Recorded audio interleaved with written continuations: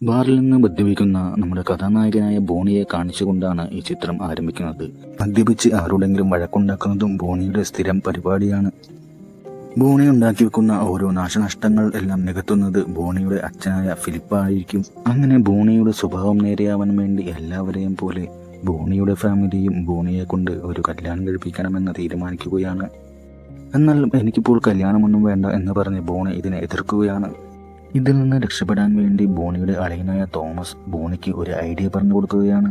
നീയായിട്ട് ഒരു തരത്തിലും ഒത്തുപോകാത്ത, നീയായിട്ട് യാതൊരു സാമ്യവുമില്ലാത്ത ഒരു പെൺകുട്ടിയുടെ ആലോചനയുമായി നമുക്ക് മുന്നോട്ട് പോകാം. അപ്പോൾ ആ പെൺകുട്ടി തന്നെ നിന്നെ വേണ്ടെന്ന് വെച്ചോളൂ എന്ന് ബോണിയുടെ അളിയൻ പറയുകയാണ്. അത് നല്ലൊരു ഐഡിയ ആണെന്ന് തോന്നിയ ബോണി അതനുസരിച്ച് മുന്നോട്ട് പോകാൻ തീരുമാനിക്കുന്നു. അങ്ങനെ എല്ലാവരും നിർബന്ധത്തിന് വഴങ്ങി ബോണി ആ പെൺകുട്ടിയെ കാണാൻ വേണ്ടി പോവുകയാണ്. ഈ കല്യാണത്തിൽ നിന്ന് ഒഴിയാൻ വന്ന ബോണിക്ക് ആ പെൺകുട്ടിയെ കണ്ടപ്പോൾ ഒരുപാട് ഇഷ്ടമാവുകയാണ്. എന്നാൽ ഇവർ സംസാരിക്കുന്നതെല്ലാം ഒരാൾ നോട്ട് ചെയ്യുന്നുണ്ട്. സ്റ്റെഫി എന്നായിരിക്കും ആ പെൺകുട്ടിയുടെ പേര്. അങ്ങനെ സ്റ്റെഫിയും ബോണിയും ഒരുപാട് സംസാരിക്കുകയും സ്റ്റെഫിക്ക് ബോണിയെയും ഇഷ്ടമാവുകയും ചെയ്യുന്നു.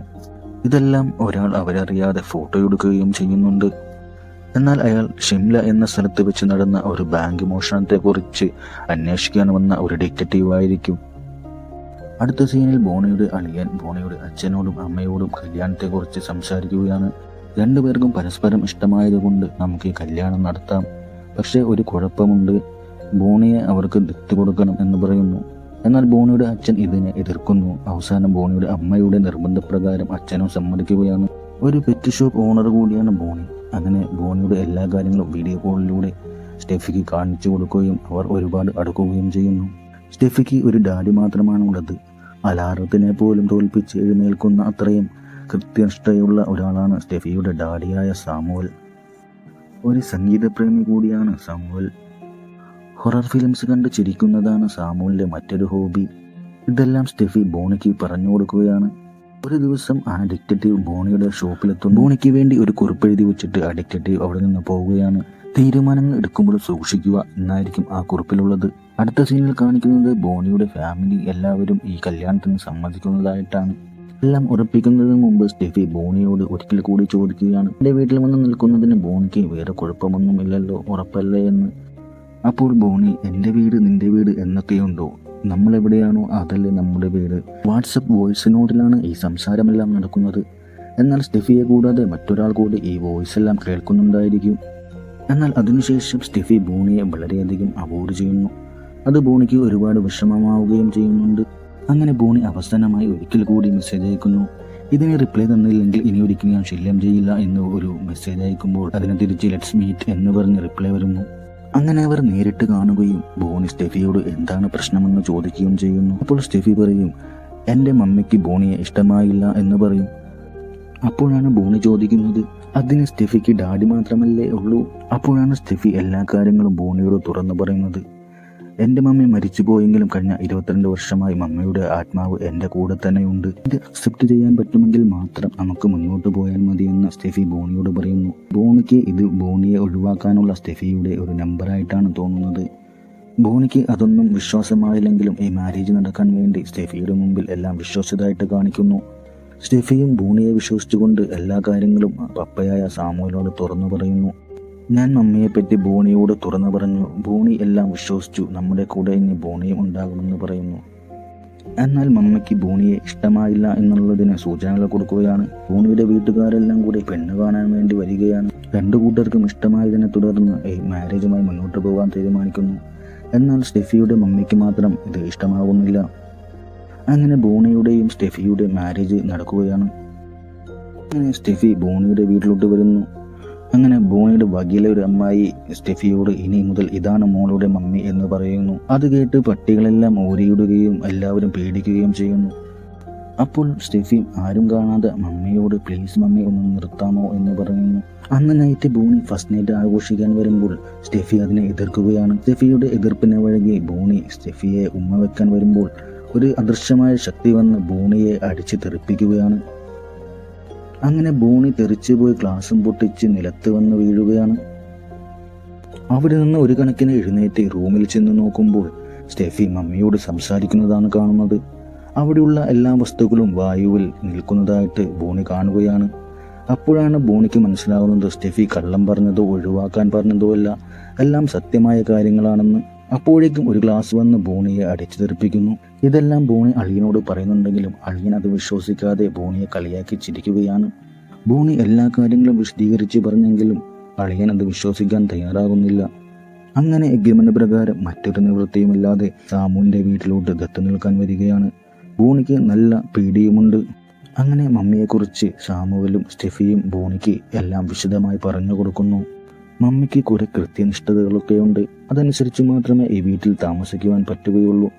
ഡൈനിങ് ടേബിൾ എപ്പോഴും വൃത്തിയായി കിടക്കണം. ഭക്ഷണത്തിൻ്റെ വേസ്റ്റ് ഒന്നും കാണാൻ പാടില്ല. ഫ്രിഡ്ജ് 20 സെക്കൻഡിനുള്ളിൽ തിരിച്ചടക്കണം. വീട്ടിൽ ചെരുപ്പ് ഉപയോഗിക്കാൻ പാടില്ല. എല്ലാ സാധനവും കൃത്യമായി കൃത്യസ്ഥലത്ത് തന്നെ ഇരിക്കണം. തുണികളൊന്നും വലിച്ചുവാരി ഇടരുത്. ഇതാണ് മമ്മിയുടെ മുറി. മമ്മി സമ്മതിച്ചാൽ ഒരു ദിവസം ഞാൻ കാണിച്ചു തരാം എന്നും ബോണിയോട് പറയുന്നു. ബോണിക്ക് എല്ലാം അക്സെപ്റ്റ് ചെയ്യാൻ പറ്റുമെങ്കിൽ മമ്മിയോട് ഹലോ പറയാൻ സ്റ്റെഫി പറയുകയാണ്. അങ്ങനെ ബോണി മമ്മിയോട് ഹലോ പറയുന്നു. അത് കഴിഞ്ഞ് സ്റ്റെഫി അവിടുന്ന് പോയി കഴിയുമ്പോൾ ചുവരിലിരുന്ന ഒരു പ്രതിമ വന്ന് ബോണിയുടെ മുഖത്തിന് നേരെ നിൽക്കുകയാണ്. എന്നാൽ ബോണി പേടിച്ച് ബാത്റൂമിൽ വന്നിരിക്കുകയാണ്. സ്റ്റെഫി ബോണിയോട് പറഞ്ഞിട്ടുണ്ടാകും ബാത്റൂമിൽ നല്ല പ്രൈവസി ആയിരിക്കും, അങ്ങോട്ട് മമ്മി വരില്ല എന്ന്.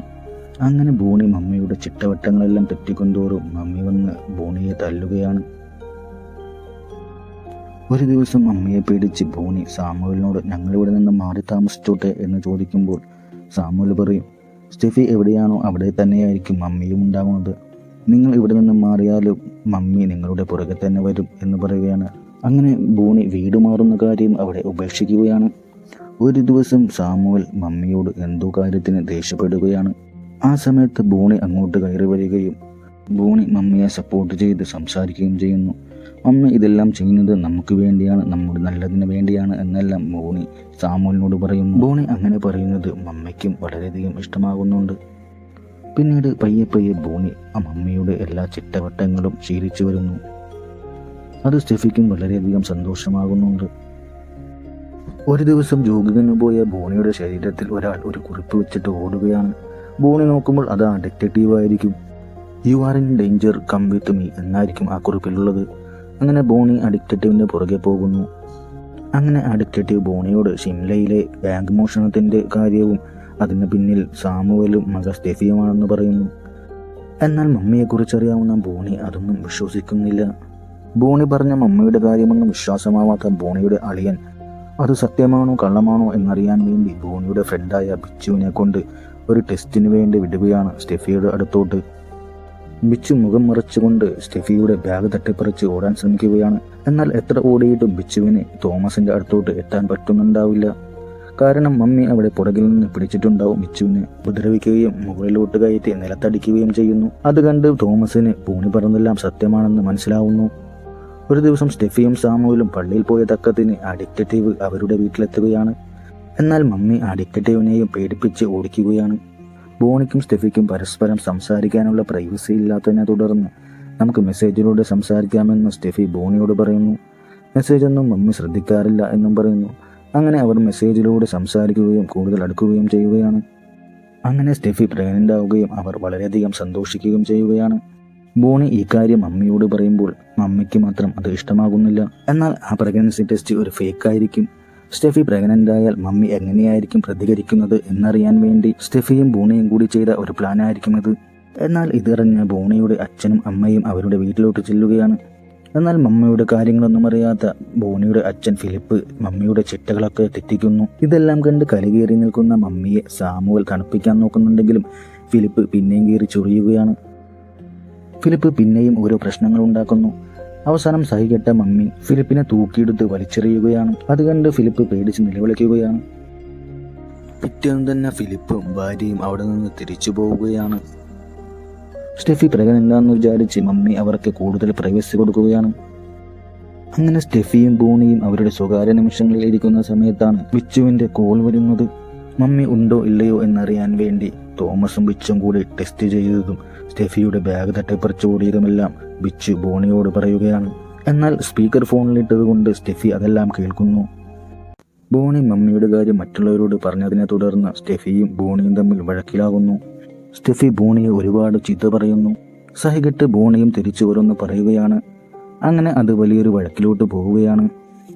എന്നാൽ വാശികേറിയ സ്റ്റെഫി പ്രഗ്നൻസി ടെസ്റ്റിൻ്റെ കാര്യം ഫേക്കാണെന്ന് മമ്മിയോട് പറയുമെന്ന് പറഞ്ഞ് ഭീഷണിപ്പെടുത്തുന്നു. എന്നാൽ അത് കേട്ട് ബോണി കളിയാക്കുന്നു. ഇതെന്താ നഴ്സറി കുട്ടിയാണോ എല്ലാം മമ്മിയോട് പറയുമെന്ന് പറഞ്ഞ് ഭീഷണിപ്പെടുത്തുവാൻ. നീ എന്തു വേണമെങ്കിലും പറഞ്ഞോളൂ, എനിക്കാരെയും പേടിയില്ല, എനിക്കൊരു കുഴപ്പവുമില്ല എന്ന് ബോണി സ്റ്റെഫിയോട് പറയുകയാണ്. സ്റ്റെഫി മമ്മിയെ വിളിക്കുകയും ആ പ്രഗ്നൻസി ടെസ്റ്റ് എല്ലാം ഫേക്കായിരുന്നുവെന്നും ഇതെല്ലാം ഇവൻ്റെ ഐഡിയ ആയിരുന്നുവെന്നും മമ്മിയോട് വിളിച്ചു പറയുകയാണ്. ഇവൻ മാത്രമാണ് അതിനെല്ലാം ഉത്തരവാദിയെന്നും അതിൽ ഒന്നും എനിക്കൊരു പങ്കില്ല എന്നും സ്റ്റെഫി പറയുന്നു. അത് കേട്ട് കലികേറിയ മമ്മി ബോണിയെ എടുത്ത് തൂക്കിയെറിയുകയാണ്. ബോണിയെ ഒരുപാട് ഉപദ്രവിക്കുകയും ചെയ്യുന്നു. ഇതൊന്നും സഹിക്കാനും മറ്റുള്ളവരുമായി ഷെയർ ചെയ്യാനും പറ്റാതെ ബോണിയും സാമുവലും ഒരു ബാറിലിരുന്ന് മദ്യപിക്കുകയാണ്. മദ്യപിച്ച് ലക്കുകെട്ട ബോണി മമ്മയുടെ ചിട്ടകളൊക്കെ എതിർക്കുകയും മമ്മിയെ വെല്ലുവിളിക്കുകയും ചെയ്യുകയാണ്. അവിടെയുള്ള സാധനങ്ങളൊക്കെ വലിച്ചെറിഞ്ഞ് ബോണി മമ്മിയെ ദേഷ്യം പിടിപ്പിക്കുന്നു. അവസാനം അവശനായ ബോണി ഒരു സോഫയിലിരുന്ന് ഉറങ്ങിപ്പോവുകയാണ്. അപ്പോൾ മമ്മി തീ കൊളുത്തി ബോണിയെ കൊല്ലാൻ ശ്രമിക്കുന്നു. എന്നാൽ സ്റ്റെഫി വരുന്നത് കണ്ട് മമ്മി അതിൽ നിന്ന് പിന്മാറുന്നു. കാര്യങ്ങളെല്ലാം മനസ്സിലായ ഡിറ്റക്റ്റീവ് ബോണിയെ കൊണ്ട് ഒരു പ്രൊഫസറിനെ കാണാൻ പോകുന്നു. പണ്ട് ആത്മാക്കളെല്ലാം ഒളിപ്പിച്ചിരുന്ന ആളായിരിക്കും പ്രൊഫസർ കാഞ്ചന. ബോണി തൻ്റെ എല്ലാ പ്രശ്നങ്ങളും കാഞ്ചനയോട് പറയുന്നു. എന്നാൽ കാഞ്ചന അവരെ സഹായിക്കാൻ തയ്യാറാവാതെ അവരെ പറഞ്ഞു വിടുകയാണ്. അവർ പോകാൻ നേരം ബോണിയെ തിരിച്ചു വിളിച്ച് നിങ്ങളുടെ പിറകിൽ ഒരു മരണമിരിപ്പുണ്ട് എന്ന് പറയുന്നു. ഒരു ദിവസം മമ്മി ബോണിയെ കൊല്ലാൻ നോക്കുകയും സ്റ്റെഫി കണ്ടതുകൊണ്ട് മാത്രം ബോണി മരിക്കാതെ രക്ഷപ്പെടുകയും ചെയ്യുകയാണ്. ഒരുമിച്ച് ജീവിച്ചാൽ ബോണിയുടെ ജീവൻ തന്നെ ഭീഷണിയാകും എന്ന് മനസ്സിലാക്കിയ സ്റ്റെഫി ബോണിയെ അവിടെ നിന്ന് പറഞ്ഞു വിടുകയാണ്. അന്ന് രാത്രി സാമുവൽ ഒരുപാട് മദ്യപിക്കുകയും ഒരുപാട് വിഷമത്തോടെ നമ്മളുടെ മകളുടെ നല്ല ജീവിതത്തിന് വേണ്ടി നീ ഇവിടെ നിന്ന് പോകണമെന്ന് മമ്മിയോട് പറയുകയും ചെയ്യുകയാണ്. പിറ്റേന്ന് വ്യത്യസ്തമായ കറുത്ത വസ്ത്രം ധരിച്ച കുറച്ചുപേർ സാമുവിൻ്റെ വീട്ടിലോട്ട് ചെല്ലുകയും മമ്മിയെ ഒഴിപ്പിച്ചു തരാമെന്നും മമ്മിയുടെ ആത്മാവിനെ ഇവിടെ നിന്ന് പറഞ്ഞയക്കാമെന്നും സാമുവലിനും സ്റ്റെഫിക്കും വാക്കു കൊടുക്കുന്നു. മമ്മിയുടെ നല്ലതിന് വേണ്ടി സ്റ്റെഫിയും മകളുടെ നല്ല ജീവിതത്തിന് വേണ്ടി സാമുവലും അതിന് സമ്മതിക്കുകയാണ്. ഞങ്ങളെ സഹായിക്കണം എന്ന് പറഞ്ഞ് ബോണിയും ഡിറ്റക്റ്റീവും തോമസും കൂടി പിന്നെയും പ്രൊഫസർ കാഞ്ചനയെ കാണുകയാണ്. കറുത്ത വസ്ത്രം ധരിച്ച് വന്നവരെക്കുറിച്ച് കാഞ്ചനയോട് പറയുകയാണ്. കാഞ്ചന ഉടൻ തന്നെ പഴയ ഒരു ബുക്ക് എടുത്തു നോക്കി അവരെക്കുറിച്ച് പറഞ്ഞു കൊടുക്കുകയാണ്. അവർ ആത്മാക്കളെ ഒഴിപ്പിക്കുന്നവരല്ല, ശക്തരായ ആത്മാക്കളെ കണ്ടുപിടിച്ച് അടിമയാക്കി ഈ ലോകം തന്നെ പിടിച്ചെടുക്കാൻ ശ്രമിക്കുന്ന ബഹൂഡകൾ എന്ന ഒരു വിഭാഗമാണ് അവർ. മമ്മിയുടെ ആത്മാവിനെ അവർ പിടിച്ചെടുത്ത് അടിമയാക്കിയാൽ കഠിനമായ വേദനകളായിരിക്കും പിന്നീട് മമ്മിക്ക് ഉണ്ടാകുന്നതെന്ന് കാഞ്ചന അവർക്ക് പറഞ്ഞു കൊടുക്കുന്നു. വലിയൊരു വൃക്ഷത്തിൻ്റെ ചുവട്ടിൽ വെച്ചാണ് ഇവരിൽ ആത്മാക്കളെയെല്ലാം പിടിച്ചെടുക്കുന്നത് എന്നും കാഞ്ചന പറഞ്ഞു കൊടുക്കുന്നു. അവരുടെ നേതാവിനെക്കുറിച്ചും എല്ലാ കാര്യങ്ങളും കാഞ്ചന പറഞ്ഞു കൊടുക്കുന്നുണ്ട്. മമ്മിയെ രക്ഷിക്കണം, ഞങ്ങളെ സഹായിക്കണമെന്ന് ബോണിയും കാഞ്ചനയോട് പറയുന്നുണ്ടെങ്കിലും എനിക്കിപ്പോൾ അതിനുള്ള കഴിവൊന്നുമില്ല എന്ന് പറഞ്ഞ് കാഞ്ചന അവരെ മടക്കി അയക്കുകയാണ്. മമ്മി അനുവദിച്ചാൽ മാത്രം കയറാമെന്ന് പറഞ്ഞ മമ്മിയുടെ റൂമിലിട്ട് ഒരു ദിവസം ബോണി കയറുകയാണ്. എന്നാൽ ബോണി വാതിൽ തുറക്കുന്നതിന് മുമ്പ് തന്നെ മമ്മി വാതിൽ തുറന്ന് ബോണിയെ അകത്തോട്ട് വിളിക്കുകയാണ്. ആ മുറിയിൽ വെച്ച് ബോണി മമ്മിയെയും മമ്മിക്ക് സ്റ്റെഫിയോടുള്ള സ്നേഹത്തെയും മനസ്സിലാകുന്നു. അങ്ങനെ മമ്മിയെ ഒഴിപ്പിക്കാനാണെന്ന് പറഞ്ഞ് സ്റ്റെഫിയെയും സാമുവലിനെ പറ്റിച്ച് മമ്മിയുടെ ആത്മാവിനെ അടിമയാക്കാനുള്ള പൂജയിലോട്ട് ബഹൂഡകൾ എത്തുകയാണ്. അങ്ങനെ മന്ത്രം ചൊല്ലി ബഹൂഡകൾ മമ്മിയുടെ ആത്മാവിനെ അങ്ങോട്ട് എത്തിക്കുകയാണ്. എന്നാൽ സത്യമറിയാവുന്ന ബോണി ഇതിനെ എതിർക്കുന്നു. എന്നാൽ ബഹൂഡകളുടെ ആൾക്കാർ ബോണിയെ തല്ലിച്ചതക്കുകയും ചെയ്യുന്നു. ഈ സമയം പ്രൊഫസർ കാഞ്ചന അങ്ങോട്ടെത്തുകയും മന്ത്രം ചൊല്ലുന്ന ബഹൂഡയുടെ ശ്രദ്ധ തെറ്റിക്കുകയും ചെയ്യുന്നു. ബഹൂഡകളുടെ പൂജയെല്ലാം മുടങ്ങിയ ദേഷ്യത്തിൽ സ്റ്റെഫിയെ അവർ കൊല്ലാൻ ശ്രമിക്കുകയും സ്റ്റെഫിയുടെ ആത്മാവിനെയും അതുവഴി മമ്മിയുടെ ആത്മാവിനെയും അടിമയാക്കാൻ ബഹൂഡകൾ ശ്രമിക്കുന്നു. അതിനുവേണ്ടി സ്റ്റെഫിയെ കൊല്ലാൻ വേണ്ടി സ്റ്റെഫിയുടെ നേരെ ഒരു കത്തി എറിയുകയാണ്. എന്നാൽ ആ കത്തി സ്റ്റെഫിയുടെ ശരീരത്ത് കൊള്ളുന്നതിന് മുമ്പ് തന്നെ മമ്മി അതിനെ തടയുകയാണ്. മമ്മി ബോണിക്ക് ബഹൂഡകളുമായി പിടിച്ചു നിൽക്കാനുള്ള ശക്തി കൊടുക്കുകയും ചെയ്യുന്നു. ആ ശക്തിയിൽ ബോണി ബഹൂഡകളുടെ ആൾക്കാരെയെല്ലാം അടിച്ച് നിലംപരിശാക്കുകയാണ്. ബോണിയോട് പിടിച്ചു നിൽക്കാൻ പറ്റാതെ ബഹൂഡകൾ മാന്ത്രിക ശക്തി പ്രയോഗിക്കുന്നു. ഇത് കണ്ട് മമ്മിയും ബഹൂഡക്കെതിരെ ശക്തി പ്രയോഗിക്കുകയാണ്. എന്നാൽ മമ്മിയുടെ ശക്തിക്ക് മുമ്പിൽ പിടിച്ചു നിൽക്കാൻ ബഹൂഡകൾക്കാകുന്നില്ല.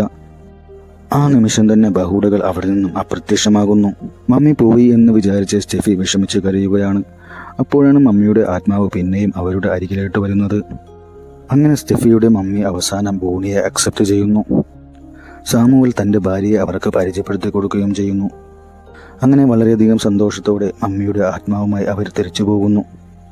എന്നാൽ അവിടെ വെച്ച് പറയാതിരുന്ന ഒരു രഹസ്യം പ്രൊഫസർ കാഞ്ചന ഡിറ്റക്റ്റീവിനോട് പറയുകയാണ്. ബഹൂഡകളുടെ പൂജക്കിടയിൽ മമ്മിയുടെ ആത്മാവിൻ്റെ ഒരു കണികയെങ്കിലും അവരുടെ കയ്യിൽ പെട്ടിട്ടുണ്ടെങ്കിൽ ബഹൂഡകൾ തിരിച്ചു വരും മമ്മിയുടെ ആത്മാവിന് വേണ്ടി. എന്നാൽ പ്രൊഫസർ കാഞ്ചന പറഞ്ഞതുപോലെ മമ്മിയുടെ ആത്മാവിൻ്റെ ഒരു കണിക ബഹൂഡകളുടെ കയ്യിൽ പെട്ടിട്ടുണ്ടാകും. അങ്ങനെ മമ്മിയുടെ ആത്മാവിൻ്റെ കണികയും അതിൻ്റെ പുറകെ ബഹൂഡകൾ അടിമയാക്കിയ മറ്റൊരു ആത്മാവിനെ പറഞ്ഞുവിടുന്നതും കാണിച്ചുകൊണ്ട് ഈ ചിത്രം ഇവിടെ അവസാനിക്കുകയാണ്. വീഡിയോ ഇഷ്ടമായെങ്കിൽ ലൈക്ക് ചെയ്ത് സപ്പോർട്ട് ചെയ്യുക. പുതിയ കൂട്ടുകാരാണെങ്കിൽ സബ്സ്ക്രൈബ് ചെയ്യുക.